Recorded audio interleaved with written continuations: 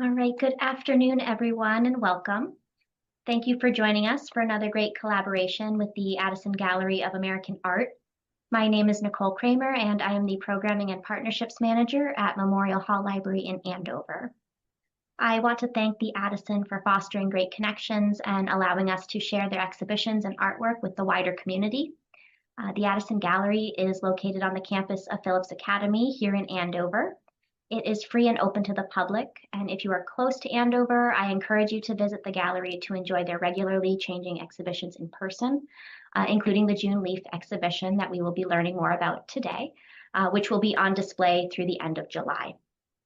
Throughout today's program, please put any questions in the Q&A, and we will plan to address as many of them as we can at the end of the talk.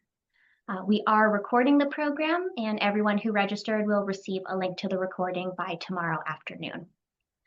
Today, we are joined by Allison Kemmerer, Director at the Addison, and Gordon Wilkins, the Robert M. Walker Curator of American Art at the Addison, to learn more about the exhibition June Leaf, Shooting from the Heart, which is a comprehensive survey of Leaf's art with more than 150 works that reveal the artist's sustained engagement with such motifs and themes as movement, theater, gender, and the human condition. So thank you all for joining us. Thank you both for being here. I will now turn things over to you. Thank you, Nicole. Just waiting for the screen sharing.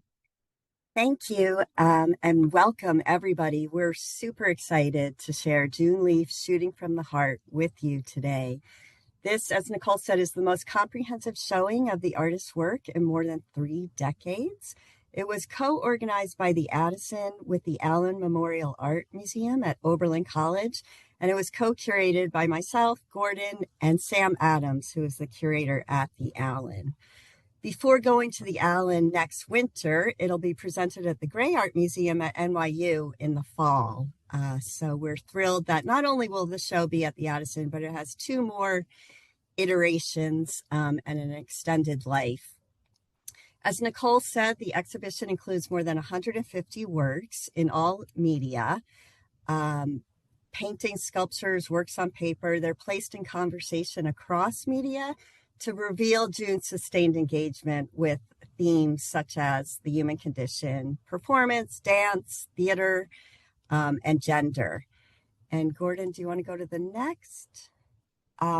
You may not know of June Leaf's work, but you might know, chances are, this portrait. This is by Richard Avedon of June Leaf, made in Nova Scotia in 1975. June was fully immersed in the art world. She was not an outsider by any means, but she didn't prescribe to any single artistic movement, and she didn't lean or be pressured by any existing art world trends. She stayed true to her vision. She worked every day, and she just powered through. So because of that, she was able to produce an incredible, varied, and extensive body of work, but also wasn't always at the forefront or in the spotlight of the art world, even though, again, she was fully present in it. Avedon had described her as the most beautiful woman he had ever photographed, and she was indeed this incredible, powerful presence that Gordon and I and Sam had the privilege and honor of working with in this show. The project itself is a bit of a full circle for the Addison. Jock Reynolds, who was director at the Addison in the 90s, brought June to the Addison. He was the first one to bring her with a retrospective that was curated by Philip Brookman and organized by the Washington Project for the Arts. It was a full survey show, and really it hasn't been since then that as much work has been presented to the public as our show right now. And in fact, many of the works in the show in 1991 haven't been seen since they were shown at the Addison in 91. So they're sort of a little homecoming there. At that time, I was a baby. I was an intern at the Addison. Gordon wasn't even a baby. He wasn't even born. But the show was my first introduction to June's work, and she really captured the imagination of everybody here, faculty, students, Addison staff, all of our visitors. And this is just a little contact sheet we found in the exhibition files of her serving as artist in residence actually creating new work and using a student as one of her models. Again, this was a labor of love. Gordon, Sam, and I worked on this for about 4 years. June passed away last summer, but we had the pleasure of working with her for a few years into the project and made multiple visits to her studio, which is a magical, magical place. The show itself, before we enter, is structured thematically rather than chronologically. Again, as there are themes and motifs that June circled back to throughout her life. As you will see, performance looms large, and like theater, which Sam Adams points out in one of his essays in our book, theater is an art of repetition, of continued rehearsals and performances, and June's work similarly returns to characters, stories, and images throughout her life. But each iteration or revisit to the script is singular and fresh, and I think you'll see that as we walk through the show. She described her process. You're supposed to approach the thing you are making as though you've never made anything before. You're an absolute beginner. You have to start all over again. You can't say, oh, I've established something, now I'll just go from there. No, you have to wipe the slate 100% clean. You are back in the first day of art class. I think that's a good orientation to what you're about to see and how her process evolved. So I am going to hand it off to Gordon to sort of set the stage and bring us into the first gallery and the first section of our show. Thank you so much, Allie. You've set us up quite well here. We're going to go back to the beginning and back to the beginning of the show and then back to the beginning of June's career as an artist, more or less. So this first section, and you'll notice throughout that we have these sort of intertitles throughout the presentation. There is no real kind of pathway that we encourage visitors to follow through the exhibition, but there are no really rigidly divided sections, but we have, at least in our minds and in the book, hopefully all of you will be able to purchase the book and see the book.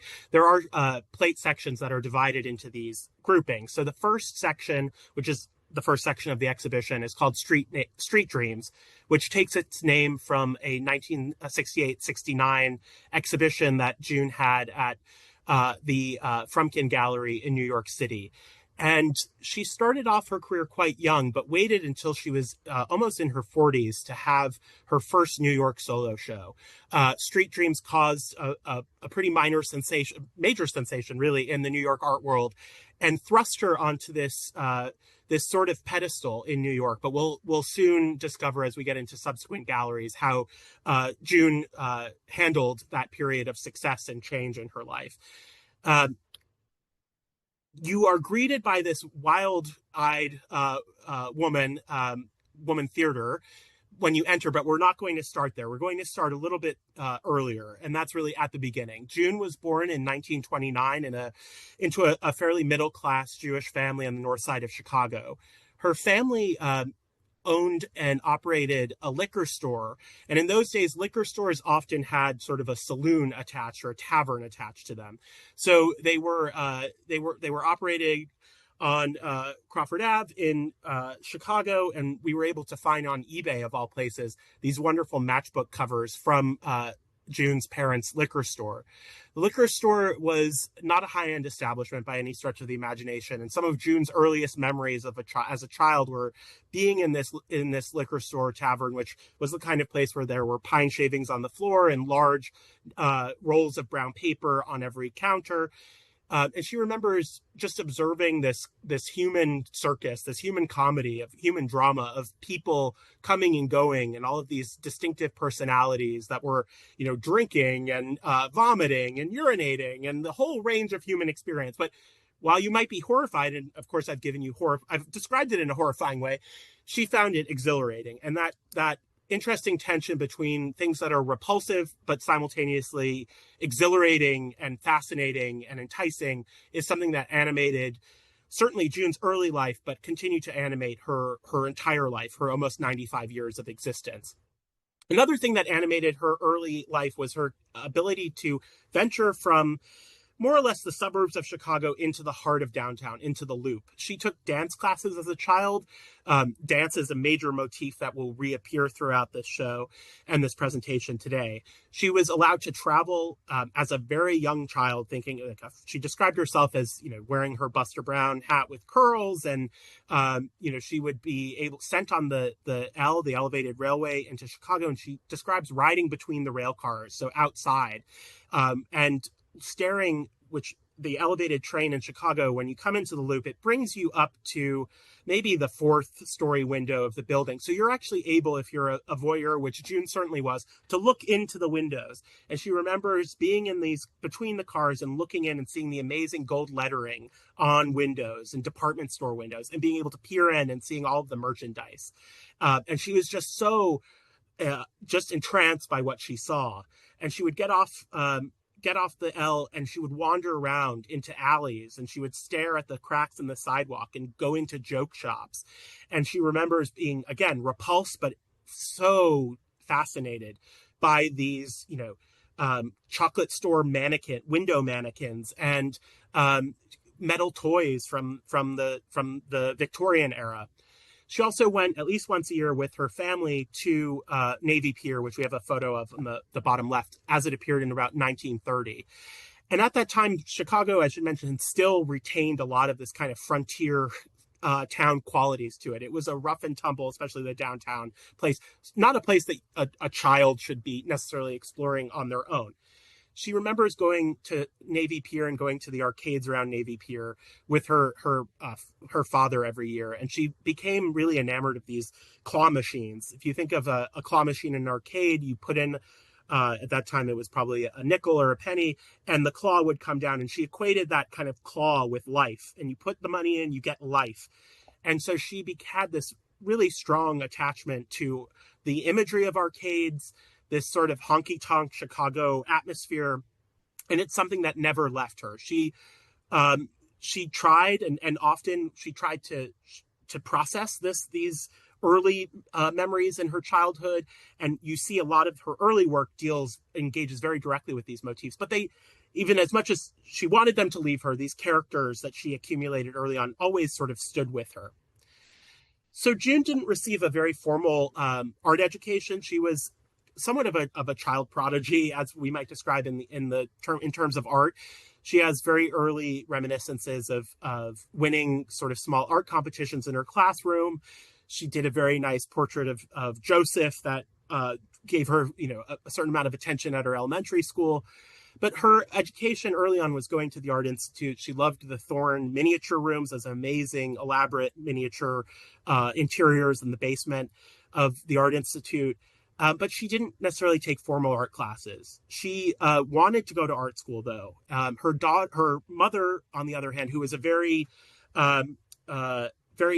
solid, sturdy, sensible woman compared to her father, who was this gambler, kind of dreamer figure.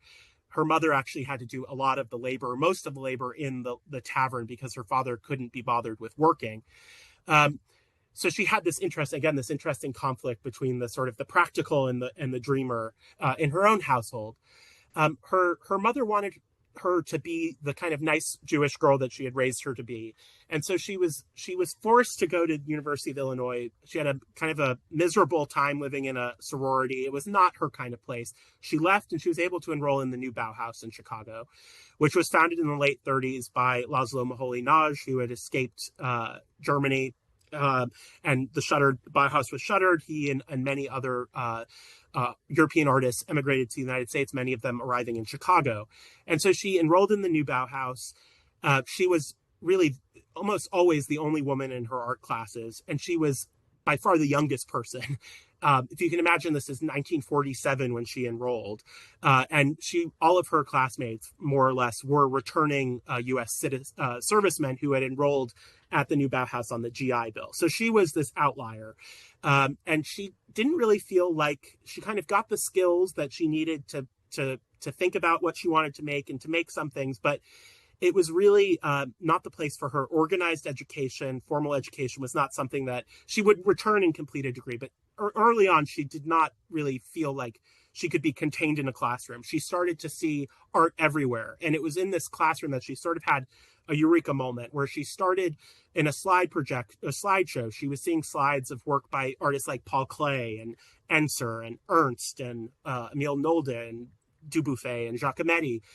And she kind of, in this flash, she describes it as this flash where she understood the visual language of art in an instant. And she started to see art all around her, but particularly under her feet on the sidewalks.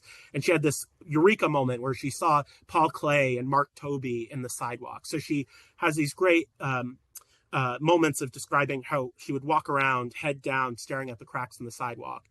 She left the new Bauhaus after just a few months and went to Paris. Her first trip, she would go to Paris twice, and they were both really formative experiences. First in 1948, and then again in the early 1950s, which she would return to Paris on a Fulbright the second time around. And in Paris, she was like a sponge, just absorbing everything around her. But again, she still was striving towards something, because she realized that she was, she was making these really interesting, which we'll see a few of, works of these archaic female forms. But she realized early on that she could only go so far without a formal art education, in the sense that she needed to learn how to render three-dimensional spaces in 2 dimensions.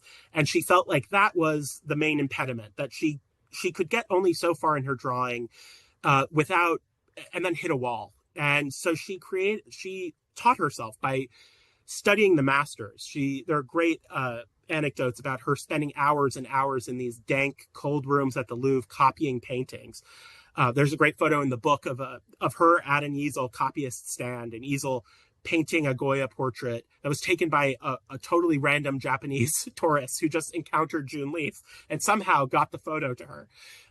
So she was just absorbing and studying, and she was trying to make some money, particularly in the 50s, by doing these very naturalistic floral drawings. But she knew that she wasn't really being true to herself. And it wasn't until she, and I should mention, she really considered herself as a painter first and foremost, even though Allie and I would certainly argue that there was far more than just painting to be focused on in her work. And we've actually really privileged her drawing practice and her sculpture in this exhibition. But this is a keystone work that's in our show called Arcade Woman from 1956. It's this dizzying nexus of intersecting lines and this infinite recession into space. And she knew that she would be trapped. And there's this quote where she said, "I would be trapped in the world of the arcade women, living in a box, if I couldn't figure out how to draw objects in space." And so this is her sort of diploma. She had studied Renaissance masters. She studied the Dutch artists. She studied Vermeer. She knew about recession. She knew about recession into space and perspective. And this is her demonstrating, I may not want to go, I'm not going to go in the same direction as these other artists. I'm not going to paint in a naturalistic or realistic way, but I know the basics, and I have a very strong sense of composition. I think this work also speaks to her influences, thinking of arcades, of sideshows, of carnivals, of the circus, this sort of performance quality. It almost could be a theater set. This architectural form is also replicated in depictions of ballrooms. She was really interested in these spaces of performance and social performance, as well as artistic performance. But here you have these women who are not intersecting. They're not engaging with each other at all. They are stuck in their box, quite literally, in this very oppressive grid. And I think a lot of that this imagery stems from her understanding very early on of the kind of limitations. She was always hitting a wall in some way. She was always pushing against what was possible and expected. And she was very much pushing up against the expectations of women and women's roles. And she had witnessed as her grandmother languished was kind of passed around in her old age from child to child, who had to sort of shoulder the burden of taking care of her. And she was sort of in a room in her own world, not engaging with anything. She no longer had the role of mother to occupy her. She had sort of outlasted her societal usefulness, so to speak, where she saw that, women had these prescribed roles, but what happened if you didn't fit into that box? So this is, I think, very much a a meditation also on the limitations of women's roles in society, particularly in the 50s. So then we're going to go from her first successful painting to her first successful sculpture. This is June as a younger woman with the Vermeer box, which is the work that we're going to talk about next, at a show at the Alan Frumkin Gallery in Chicago. I should mention just chronologically, she lived in Chicago when she wasn't in Paris up until the late 1950s, and then from around 1960 on would live in New York City. But she would return to Chicago for art exhibitions, etc. In Chicago, she was very immersed in the avant-garde scene. That's something I also should have mentioned. She, as Ali mentioned, was never one to join a group, but she was considered a member of the Monster Roster, which was a very important Chicago avant-garde movement that began in the 1940s, kind of presided over by Leon Golub and Nancy Sparrow, but also including artists like Cosmo Campoli and Seymour Rozovsky and June Leaf, who was involved in their early exhibitions and was considered an integral member of the group, even though she herself never wanted to be part of anyone's organized group or movement. I mentioned earlier she was studying Vermeer. She's always, again, interested in this interest in the tension between the surface and reality. And so she saw these incredibly placid interiors, which on the surface appeared to be calm, these kind of cool depictions of idealized bourgeois or upper class life in the Netherlands. But then she kept thinking of what was beneath the surface, what was really going on between these people, this woman who's drinking a glass of wine, this man who's offering her wine. What is their relationship? Why are they in this room together? And she started making paintings, which we have here on the left and in the exhibition as well. But she realized, again, she kept hitting this boundary of what was possible. And she knew that if she were to really understand this work and digest it and make her own interpretation, she had to make it in 3 dimensions, that she was limited by painting. And that she couldn't, no matter how much linear perspective she was able to master, she could never really create a 3-dimensional space in a 2-dimensional space. So she made this box, which resembles a claw machine in a lot of ways. It's this mirrored box. It's something that does not photograph well, that I encourage you to come see this work of art in person. It is extraordinary. From 1966, she made the female figure out of mirrors, so she is not even really perceptible, which is an interesting comment, I think, on women's roles. The man has these gnashing teeth and has this wild look to his eyes. She, again, followed no conventional pattern in her thinking, or was not thinking in a linear way. So for her, she had to start really at the beginning, at the essence. She started with the man's teeth. She started this major piece with 32 teeth. She knew that she didn't believe that there were 32 teeth in the body until she made 32 teeth. So she made the 32 teeth and built it around. And she used very ordinary scavenged materials like anchovy tins, sardine tins that were flattened, juice tins. There's collage newspaper. She was not wedded to using, and you'll see this throughout, high-end materials by any means. She was using what was available to her and creating this totally disorienting, dizzying architectural space, again, referencing her interest in the Thorn miniature rooms as a child. But this really launched her career in a big way. This Vermeer box was an early work that garnered her a lot of acclaim when it was shown in Chicago in 1966. So we're going back to where I started with with the Woman Theater, and then we've kind of ruined the surprise, but there's this amazing reveal when you turn the corner around Arcade Woman. So you can see her working up her sculpture practice, starting small, but then continuing to expand. This is a work that was one of the major pieces in the 1968 show at Frumkin's New York City space. It's interesting to note, as I mentioned earlier, she had been showing with Frumkin beginning in the 50s into the 60s, moved to New York in around 1959-60, but didn't have a solo show in New York until 68. How much of that was, the market's doing or the gallery's doing? I think she was never one to feel pressured herself that she had to produce X body of work by this show and had to do X number of shows a year. She was making, early on, she continued to make work in a way that was honest to her own intentions and truly in a league of her own. So she kind of exploded onto the scene almost at the age of 40 in New York with works like this that were part of this major show called Street Dreams, which was reviewed extensively and became this sensational show in New York.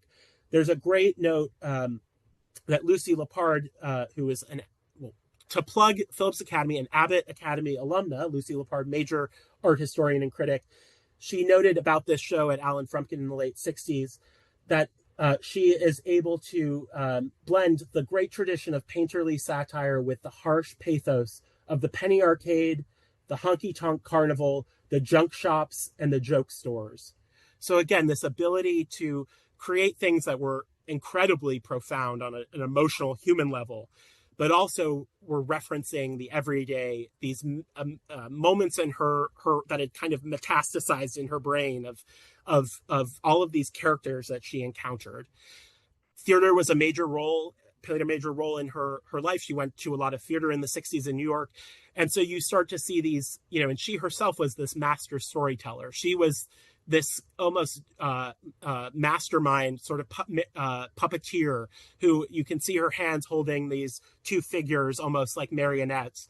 And you have her stomach exploding out with this stage set with all of her figures kind of tumbling out from under her or from out from her. This work is owned by the Smithsonian. It's never been shown there or anywhere since, I believe, probably the 60s or 70s. So it's really exciting for us to bring this out and have it at the Addison. This work, essentially the Pig Lady, which is the last piece I'll talk about in this section before handing it back to Allie, is massive. It's over 12 feet wide, larger than life. 1968. This was the sort of pièce de résistance of Street Dreams and marked a really major turn because her work would never quite look like this after this point. It really, 68, 69. Allie will speak to why that's such an important time. But this was sort of the last burst of this particular, very identifiable style of this sort of over-the-top satirical, utilizing lots of primary colors, these, very bold choices that she's making will become more refined as time goes on. But here you have these amazing soft sculptures that explode out from this almost theater set that is meant to be New York City. You can see Squibb on the back. This is the Brooklyn Bridge looking out over the East River into Brooklyn.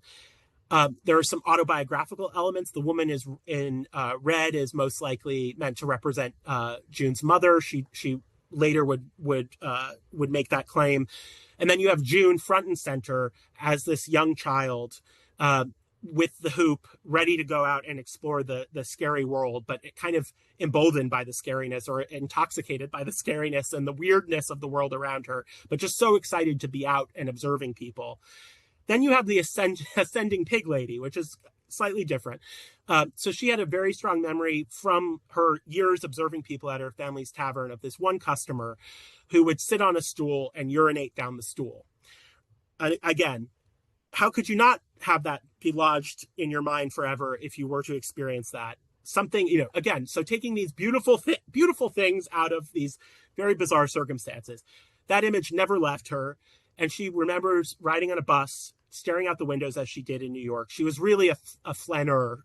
She loved to just walk around and observe the world around her and the theater of the street. And so she was looking out the window into another window of a restaurant, and she saw this blonde waitress, and she thought, oh, this blonde waitress is this person that I've been thinking of forever. Not literally, but it is kind of the reincarnation. And she thought, she was also really interested in Christian iconography. And she thought in 1968, when she made this, maybe God would return to earth in the form of a pig. So you have this woman transforming into a pig as she's being raised into the heavens. And so she's actually suspended from above on these ropes and pulleys. And then you have a man to the right with this object that's described as a ketchup gun, but is some sort of a weapon. And she speaks of adding this after the 1968 Democratic National Convention and the protests that engulfed Chicago in this sense of, danger looming around the corner. There's always throughout her work the surface and the tension beneath the surface. And this even though it's jubilant and over the top, there is a darkness to it as well. Allie? Okay, I'm back.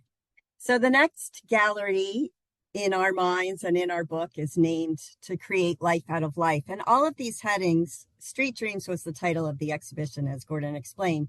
The other headings we're using are all pulled from June's own words. So whether it's her journals or quotes from interviews.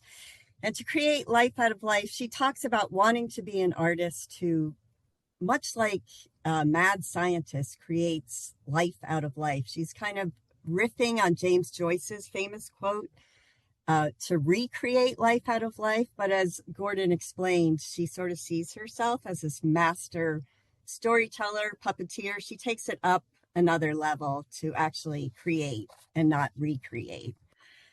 So in this room, there are images of creation, obviously, and images where somebody is literally drawing and breathing life into objects and figures. Also, lots of images of the studio where all the life-making happens. In 1970, because you'll notice there's a shift here from what was very cacophonous, boisterous, to a little bit quieter and more spare imagery. In 1970, June and her husband, Robert Frank, moved to Mabu, Nova Scotia, which was a remote fishing village on Cape Breton. And she talks about coming home one night from one of her many routine city walks where she drew inspiration and energy. And Robert said, I want to move to Nova Scotia. It wasn't her idea. She wasn't super excited about it, but she did it. She talks about she would go anywhere with this man. She was deeply in love with him, and it was an adventure. But still, she was the quintessential city girl. But she describes this episode as going off to a little island in their early middle age, starting over at life. For her, it was the end of street dreams, the end of childhood. And despite the change of scenery, which, there was an abrupt shift and it was an end in one way, it wasn't the end of her being the great observer. Leaf is always looking throughout her career. Even as a child, she was always yelled at by her mother for staring. She was always looking, but most importantly, she was seeing. And that's something Lucy Lepard, to mention her again, described as June's visual wisdom. So it's not surprising that she made numerous drawings and sculptures of eyeglasses, which, according to her, were all about the pleasures of focusing and not being distracted. And these glasses often are cone-shaped lenses that enable macro and micro viewing. So she has the ability to see in and out, backwards and forwards, above and beneath, which is really, in essence, what she is always doing. Her work displays a lifetime of looking at and then making things from the inside out. So going back to what Gordon said about the Vermeer, how she had to make the man's teeth to believe humans had 32 teeth in their mouth. And also the fact that she's constantly, there's fluidity in her motion from medium to medium. So she talks about how she has to make it so she can paint it. So before she made that Vermeer box, she was doing a lot of Vermeer paintings that just weren't getting at the essence she was looking for in looking at the original Vermeers. So that back and forth, and drawing is also an intermediate phase within that links the painting and sculpture. She's always hopping from one place to another. And I think that's a really important part of the way she worked. She just had this irrepressible curiosity about how things worked, coupled with, as Lucy said, seismographic sensitivity, and an openness to what she describes as already being there. She sort of shows us what's hiding in plain sight, and that inspires all of the work. I'm not sure what's next. So here are more of the overall gallery, but the move from New York to Nova Scotia and that shift from the flash of the street to the stark gravity of nature was unsettling. So despite her adventurousness and her close looking, she was a bit undone at the beginning of this move. And she talks about, it was her greatest adventure, but it was terrifying and paralyzing. She says, because remember, I'm a city girl, and for me, there was nothing uglier than a spruce tree, especially being Jewish and verboten, Christmas trees. No beautiful maples or oaks, or none of the trees I love, just boring, boring spruce trees. So there's a lot of collages that happen around this time that reflect her feelings about the environment and her struggle to find rooting. Lots of collages in particular. This is one called How Can I Be Sure? In these collages, she often is in the studio and the outside world is seen through the studio window. Sort of in an attempt to keep it at bay. But as you can see, the divider, which are these flimsy window panes, the outside is seeping in and it's menacing, and she's at risk of being drowned in it. And you see on the window pane the scrawl, how can I be sure? But at the same time, there's this accents of gray and this symbol of a heart. And she talks a lot about herself as this network of systems that include the head, the heart, and hands. She's looking out, absorbing the outside world. It churns in that head, it filters through the heart, and it comes back out through her hands. And this is a circuitry system that happens again and again. So in a piece like this, I read this as this note of hope, like she will figure it out. And she does. To get out of this struggle, she decides what's necessary is a redirection. So kind of harking back to Paris when she's looking at cracks in the sidewalk, she puts her head down and she says, I'm just going to find out what's here, find out what I don't see, and start to draw her way out of the labyrinth. So she begins by documenting everything around her: garden hoses, old chairs, clotheslines, her neighbors. And she credits that with assisting her adaptation to her new home and really providing the thread that led her from the real world to the world beneath, the world she's always looking for. But in addition to that wide range cataloging, she also narrows her vision. A friend gave her microbiology textbooks, and she bought microscopes at this time. And she began to look at microorganisms in the studio. And that inspired a flurry of works that have figures with microscope heads, or an image like this where it looks like a laboratory. There are beakers and test tubes and collaged scientific notations. And at one point, she talks about epiphany moment where she's looking into the microscope, and she says, and she's looking at cells that are sort of jostling against each other.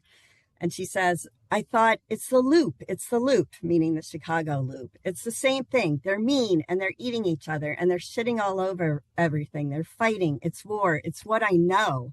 So sort of recognizing that underlying connection between the city and nature and the basic business of survival, and the poetry and drama, or the fear and joy and terror and beauty that occurs everywhere and binds us all, really provides her with the unifying themes she's looking for. So at this point, Leaf's characters begin to transcend the particular to become more timeless, and that settling and quietness, they become more spare. That contrast between what we just saw in Street Dreams and this work becomes really apparent. And I think that's really interesting to think about too, how impactful this move was. And we talk about her being impervious to market trends or success. But if she had stayed in New York after the success of Street Dreams, it's really interesting to see what direction her work would have taken, because it really, Nova Scotia had a huge influence just in the change of environment on her aesthetic.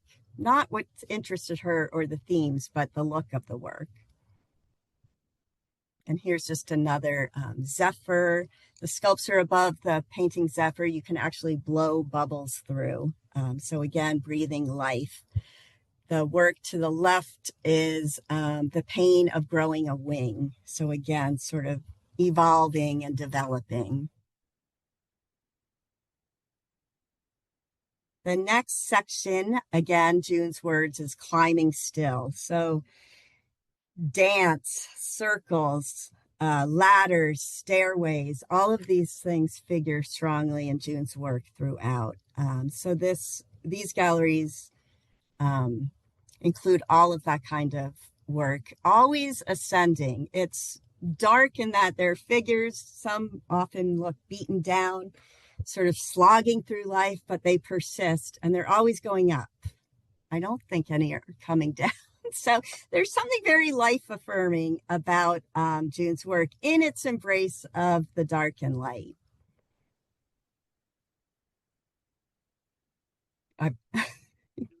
You're muted.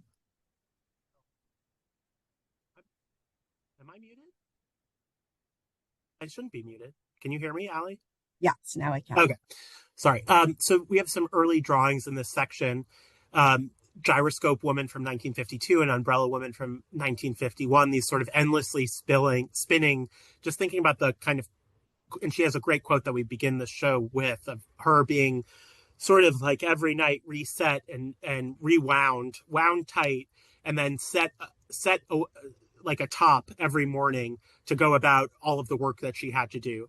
And you can start to see that sort of perpetually spinning, perpetually making this kind of imagery emerging very early on in her career as an artist. You'll notice also in this section, which is sort of the most Spartan, if I know that's hard to believe because there's a lot of work in all of these galleries, but it's the most sort of pared down section.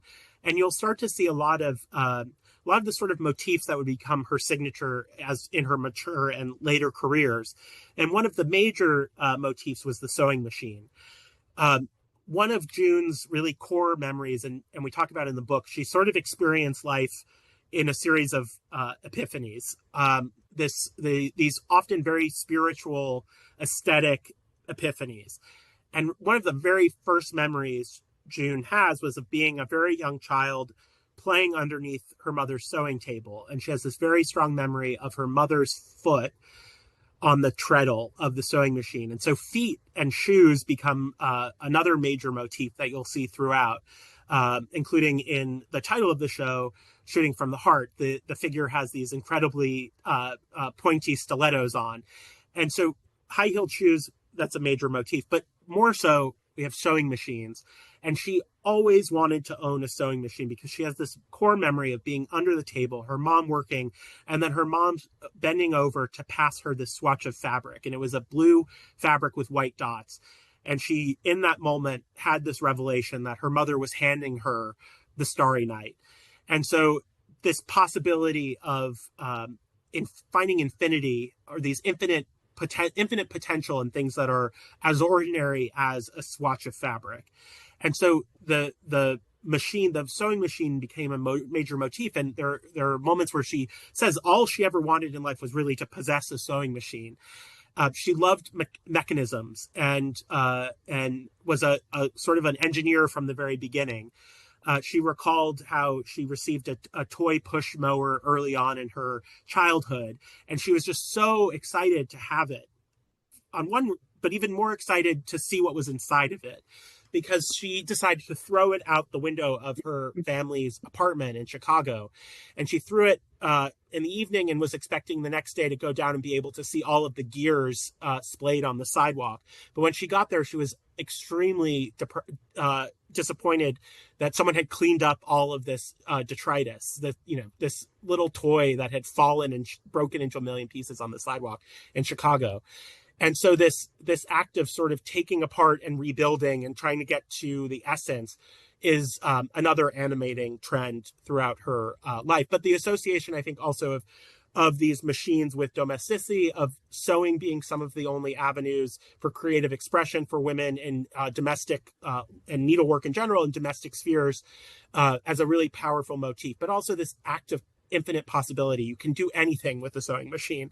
And she was really inspired by that motif in general. And you'll start to see a lot of Singer sewing machines, but then as she goes into Canada, she's starting using Wanzer sewing machines, which was the equivalent of Singer in Canada, which is something I learned working on this show. We also have these amazing, there's a counter that we built with these amazing almost tabletop size, these intimate sculptures. And I should also mention that this work is not this work, but many are kinetic.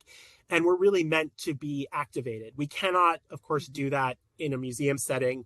We can't allow everyone who visits to play with the sculptures. But it should be noted that the physical engagement with the object was key to her practice. Movement was really important. She loved mechanism. She loved triggers. She loved figuring out how one thing made something else move. But again, these really, this whole cast of these kind of archetypal figures ascending. She has figures on climbing up ladders, as you can see here, figures ascending staircases. It's a major motif, this constant progression upwards. Yeah. Just that in that room, the works range in date from the 1950s to just a couple of years ago. So that too, just to show the span and the power of that cyclical return throughout. And back to cyclical returns, you have here this scroll that's really definitely inspired. Its form is inspired by early panoramic paintings and shows of demonstrations of panoramic paintings, which were, anticipating moving pictures. And film becomes a really interesting motif. And it's something that she was really interested in even before she met Robert Frank. Robert Frank is, of course, the photographer and filmmaker par excellence. But she was really interested in film early on and in movies and theater. So here you have this scroll where she is, where you're meant to be able to turn this handle that then creates the scrim that's wrapped around, turns, and you have these dancing figures who are still but sort of appear to take on this motion as you turn. So again, these harkening back to theater sets, backdrops, and again, this ability of this wanting to kind of, again, push the limits. How can a still work of art take on life and take on motion? Mm-hmm. I know we're running short on time, so we'll go through this next. We'll power through the next slide and go to the Prophecy of Her Power, which is a gallery that really explores June's undying appreciation for and love of the women in her life, which was key to her career and animated the earliest of her works in the show. Here we have Woman Machine from 1951 and La Primavera from 1950s, which is her take on Botticelli. But here you have this again. She would not really explicitly make these machine women until much later, but in the 50s, she's still thinking about women and body systems and how our body is a machine, how the parts connect, the heart connects to the hands, the eyes connect to the heart. And you also see her engaging with these archetypal female forms, where she, when she was in Paris, she went to the Musée de l'Homme, which is essentially the ethnographic museum at the Trocadero in Paris. And she had these vivid memories of seeing Inuit art and these stylized female forms. And that's something that she would then work with in her very early work. So this is before her second trip to Paris, these two works, before she had done Arcade Women. This is really early material for June. Allie, do you want to talk about the mooring? Sure. So this painting, the mooring, was inspired by her being on a ferry and seeing a mooring out on the water and thinking it looked like a woman's head. And it, according to June, was the first, although it wasn't, because this big-headed woman appears in earlier works. But again, June is very good at sort of creating this sequential series of epiphanies as part of her story. But it was one of the earliest big-headed women. And for her, it was the idea that a woman, again, this machine, the mind, heart, and hands, but the head swells with these ideas where they stew and ferment and percolate before being brought back out into the world. And it was the seed for a sculpture she did, it's for this sculpture, which is in our collection and the namesake of our show, Shooting from the Heart. Again, big-headed woman. Also, I just would point to those high heels because you had mentioned the influence of shoes. She talks a lot about high heels too, and that everybody should try them because they make your body operate in a particular way, which is powerful. Mm-hmm. more big-headed women. A study for the sculpture, she was invited by Lippincott, a foundry in Connecticut, to make a sculpture that she originally intended to be a full-sized woman. She talks about how it would be so big that people from outer space would look down and they'd say, "Oh my God, look what women did." And it was sort of made in response to, at this time, she was being invited by a lot of fellow artists to participate in feminist shows. And she felt a bit supportive of the movement, but disconnected from it, in that she felt she had already battled and navigated all of that. She went to school with mostly men, the GIs, as Gordon had mentioned. She had sort of asserted herself and made a place for herself as an artist, not a woman artist, just an artist. So she was hesitant to participate, but eventually she decided this monument to women, this large-size sculpture, was going to be her contribution. So here we have the head, the only part that was realized. After she made this, she claims Lippincott got sick of her. But it's a kinetic sculpture too, and you can only imagine what it would have been like to be a moving, walking figure. But Gordon has, the video. If you crank the handle, the bellows move and the eyes flicker, and I believe a little air comes out as if she's breathing. And she initially wanted the head to be able to project an image of the crucifixion. There's a lot of Christ imagery in her work. She was fascinated in particular by the Last Supper by Da Vinci. She thought that was the best painting, maybe the best work of art ever made. And so, again, for someone who was born into a Jewish family, her obsession with Christianity is often comes out in exciting and kind of curious ways. And then we should just mention the angel. Sorry, was I going to? No. I was just going to say, so the angel, which we have on the right, was another really major work that took years for June to execute. And the finishing touch didn't come until she put the angel wings on. She had made the seated figure, which, again, going back to thinking about the arcade women, she had these memories of women sort of sitting and passing time, just existing, and people staring into the blue light of a television and just sort of occupying space, but not producing anything. And so this is her sort of ode to those people, but then also a way for her to process her childhood. And she had to make things in order to sort of move beyond them or move past them.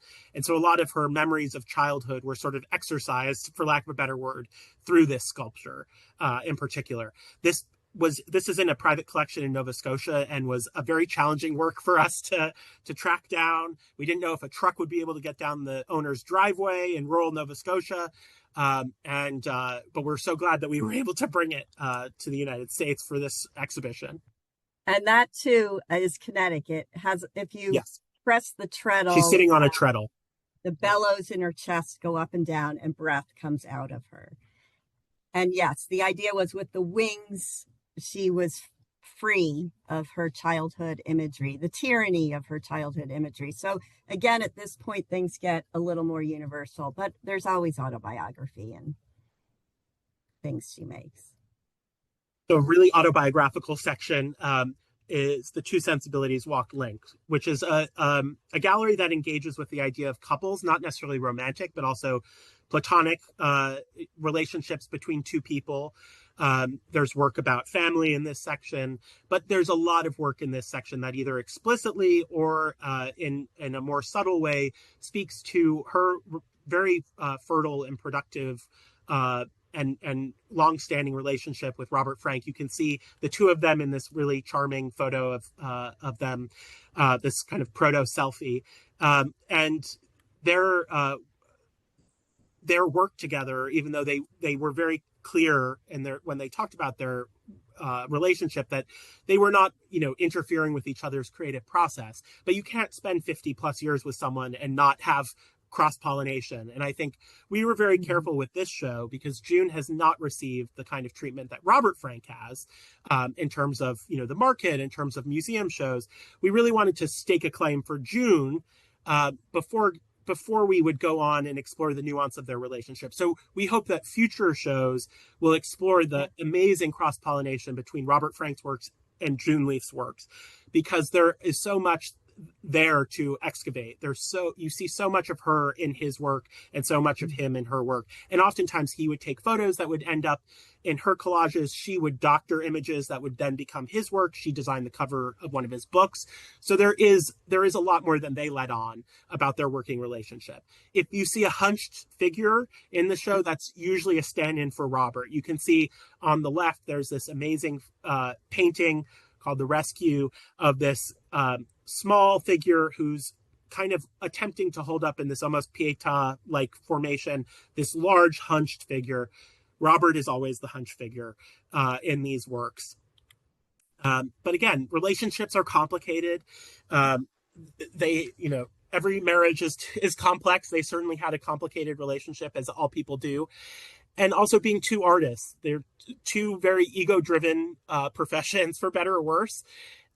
Even though June was able to very easily and readily and embraced, and with a lot of, I think, pride, was the wife of Robert Frank, and was able, because she didn't occupy the same level of superstardom that he did, she was able to sort of work very much in the shadows by choice, and make her work without the scrutiny that comes with public acclaim and fame.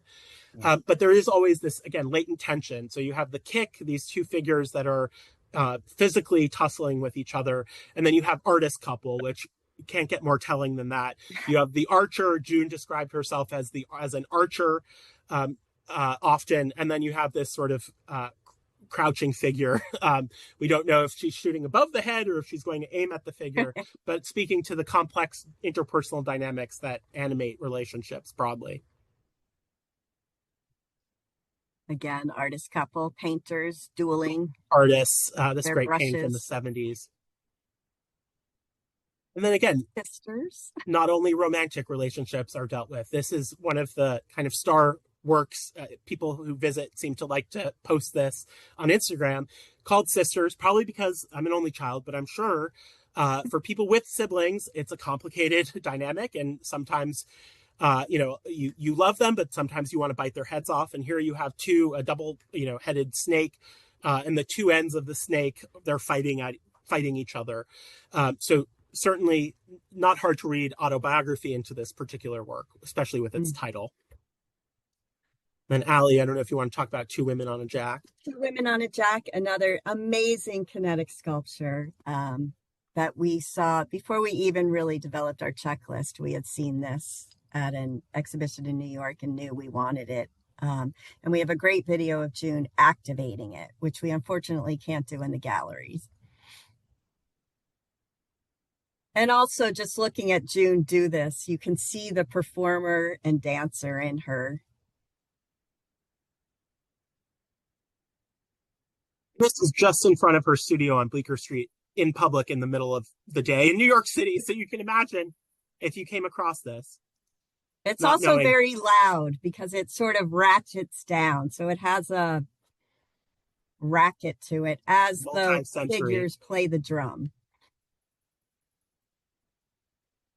And we should also mention this video was recorded by June's very close friend, Joan Jonas, the major performance artist, who very graciously, and video artist, graciously wrote the foreword to our catalog. Mm-hmm. And then finally, we end with, we couldn't bring the studio to the Addison, but we wanted to kind of give people a sense of the studio. The studio, whether it be in New York or Nova Scotia, was the most important place in June's life, and the place where she spent almost all of her time up until the very end of her life. She continued to work. She continued to wield power tools. People would check to make sure she had turned them off at the end of the day, but she was still, there are great photos of her with, sparks flying. She was this mad scientist, and it's a totally overwhelming environment that you could sort of peek in through from the street. She was just working slightly above street level. So we wanted to bring you into the studio. We have this great video that we play that was recorded when June was about to turn 90, so just about 5 years ago. And it actually shows a lot of works that are in the show while they were being made, which is really exciting. And then we have a lot of her letters. She was a prolific letter writer, and often said that her best drawings were in her letters. So we have a lot of her correspondence, as well as sketchbooks, and then related works. So we have a print of the Richard Avedon photo that we started the presentation with. And so it's kind of meant to be sort of like a reading room, studio environment, so you can get an even greater sense of June as an artist. That's really it. We We hope have a if book. you're close or passing through, perhaps on your way to vacation, please visit. So we have a book that was published by Rizzoli that's out with essays by myself, Allie, and Sam Adams, our co-curator, with a foreword by Joan Jonas and an afterword by Kara Walker, who became very close friends with June in the last decade or so of June's life, and wrote a very beautiful remembrance or anecdote about June. The show continues on after the Addison. We hope that you'll see it here, but if you can't see it here and are in the New York area, we'll be at the Gray and then the Allen. And then finally, we're acknowledging the many people who made this project possible. And we are so thankful for all their support, because these things are difficult and expensive to put together. So we do rely on the kindness of funders. So thank you to them as well. But if there are any questions, Yeah, I know we've gone a little over already, but we'd be happy to answer anything. Yeah, thank you both so much. It is always such a pleasure to hear some of the stories and place some of those pieces in context, not only about the creation of the works, but also how you put a show like that together. So thank you so much for taking the time. Yeah, so I'm not sure. I don't see any real questions going on. But I also encourage everyone to visit the exhibition in person if you can. It is a real pleasure